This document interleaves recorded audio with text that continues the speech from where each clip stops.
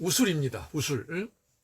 우술은 소무릎이다, 소물팍이다, 소무릎이다, 소물팍 풀이다라고도 이야기하고 쇠뜨기 풀이다라고도 이야기를 해요. 이제 백부라고도 이야기를 하고 그렇게 이야기를 하는데 마치 생긴 것 자체가 쇠 무릎처럼 생겼잖아요. 근데 이 지금 약재로 사용을 하고 있는 것은 이렇게 쇠 무릎처럼 생겨 있는 이 부위를 쓰고 있는 것이 아니라 그걸 쓰고 있는 것이 아니고 뿌리를 사용하고 있다는 것을 여러분들이 일단은 잘 아시기 바랍니다. 뿌리를 사용을 하죠. 자, 그러면 이 우술은 어떤 효과가 있느냐? 우술은 소무릎, 다른 무릎도 많이 있는데 왜 소무릎이라고 했겠어요? 소의 강인한 무릎을 이야기를 하는 거죠. 그래서 여러분들이 이제 기억을 하셔야 될 게, 우술이라고 하는 이 약재는, 이 식재료는 간과 신장을 보호하면서 근골을 튼튼하게 한다. 이게 가장 기본적으로 여러분들이 기억을 하고 있어야 되는데, 간과 신장을 보호하고 근골을 튼튼하게 한다. 이뇨작용과 통림작용, 그 다음에 활혈작용과 통경작용, 혈속으로 들어가서 아래로 내려가게 하는 작용을 한다. 그래서 혈을 끌고 다니는 작용을 해요. 그래서 혈을 끌고 다니는 작용을 하는데 아래로 내려가는 작용을 합니다. 그래서 이 우술이라든지 육계라든지 이런 부분들을 같이 사용을 하게 되면 이 기운을 하초의 기운이 약한 경우에 하초의 기운으로 이제 복돋을 수가 있습니다.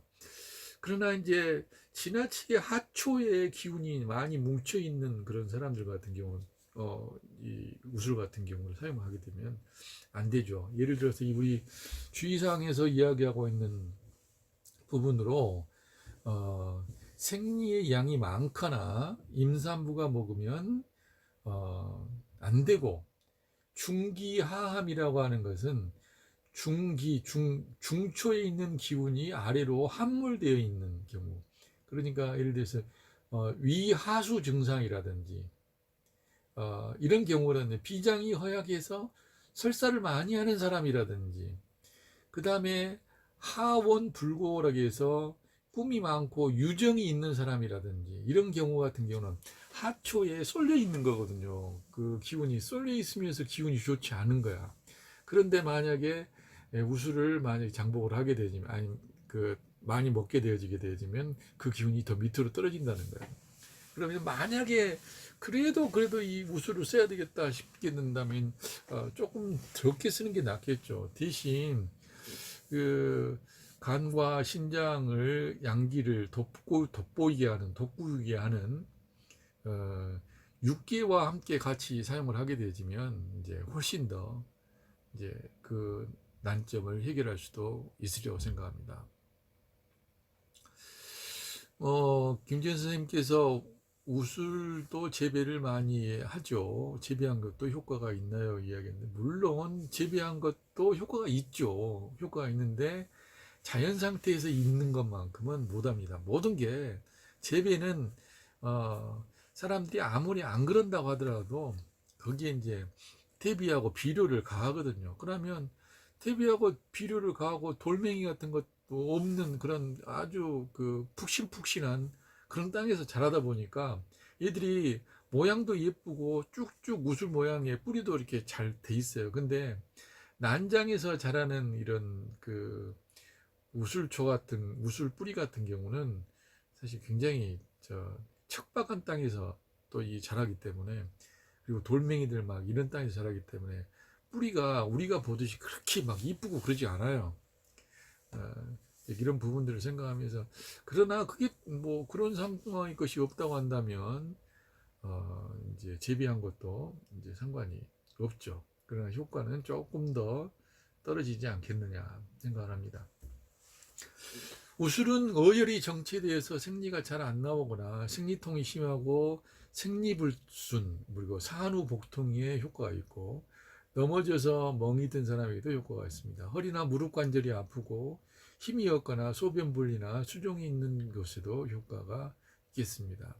그래서 이제 신장과 간에 그리고 허리 쪽에 무릎 쪽에 소물팍이기 때문에 무릎 관절 쪽에 무릎에 힘이 없을 때 다려 먹거나 이제 이걸 이제 사용을 하게 되면 이제 좋은데 일반적으로 이 소무릎 소물팍 즉 이 우술 같은 경우는 이제 뭐 닭발하고 뭐 같이 쓰기도 하고 노루족발하고도 쓰기도 하고 그 다음에 그 뭐냐 돼지하고도 쓰기도 하고 이제 그렇습니다. 그러니 여러 가지 것들이 있는데 그래가지고 이제 마치 묵처럼 만들어 가지고 사용을 하기도 하더라고요. 예전에 저한테 이 약선을 배우셨던 분이 그 뭡니까 요리 경인대 보면은 그 한식 대첩인가요?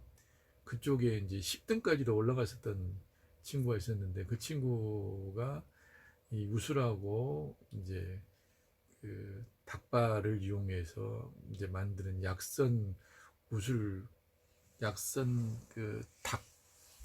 닭발 뭡니까 닭발 무기인가 이걸 이제 만들어 가지고 10위까지 올라갔던 적이 있는데 그때 이제 저하고 이제 이걸 같이 작업을 했었거든요. 약선 작업을. 아무튼 이제 벌써 한 5, 6년 전, 아니 5, 6년 거의 10년이 다 돼가네요. 10년이 다 돼가. 네. 그런 일이 있었습니다. 우술과 관련해서는. 그래서 우술과 당귀, 도인, 홍화를 같이 쓰게 되면 어혈을 푸는 작용이 이제 좀 더 강해지고요. 우술과 당귀와 구맥, 동계자를 같이 쓰게 되면 태반이 잘 안 나오는 데 효과가 있고 두충, 속단, 보골지를 사용하게 되면 신장이 허약해서 허리와 무릎이 아프거나 힘이 없는데 좋습니다. 두충이나 속단이나 보골지 이러한 부분들이 다 보관신하는 것들이에요. 그러면서 이제 양적인 기운들을 이제 가지고 있죠. 그러나 이제 음기가 약한 경우라 한다면 이제 음을 보강하는 재료들하고 같이 사용을 해야 됩니다. 생지황과 텍사, 차전자와 함께 쓰게 되면 소변물이 이제 수종, 이뇨작용이 이제 더 강해지기 때문에 진액을 만들면서 이뇨작용이 강해지니까 소변분이나 이제 수종의 효과를 발휘하게 되겠습니다. 우술은 이제 이 삶은 노루족발을 우술을 이용할 수가 있고 우술 강압탕 그리고 우술 경엽죽 이렇게 족발과 탕과 죽으로 만들어 먹을 수가 있겠습니다. 그래서 일반적으로 우술을 가장 많이 쓰는 부분은 우술하고 돼지 족발해서 그걸 가지고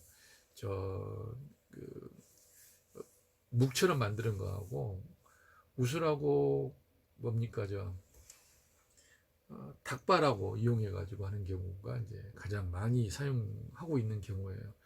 그러나 여러분들이 아시다시피 돼지도 그렇고 닭도 그렇고 요즘 항생제 없이는 못 살기 때문에 얘네들을 가지고 묵을 쓰겠다 한다면 한번 쭉 끓여서 그 물은 쭉 버리고 나서 두 번째부터 이제 그게 이제 묵이 될 때까지 이제 갈아 가지고 사용을 하게 되어지면 상당히 이것도 약선적인 효능을 발휘할 수 있다고 생각을 합니다. 신농 본초경에 보게 되면 한습위비이니 사지구연이니 무릎이 아프고 구부리고 펴기가 어려운데 효과가 있다.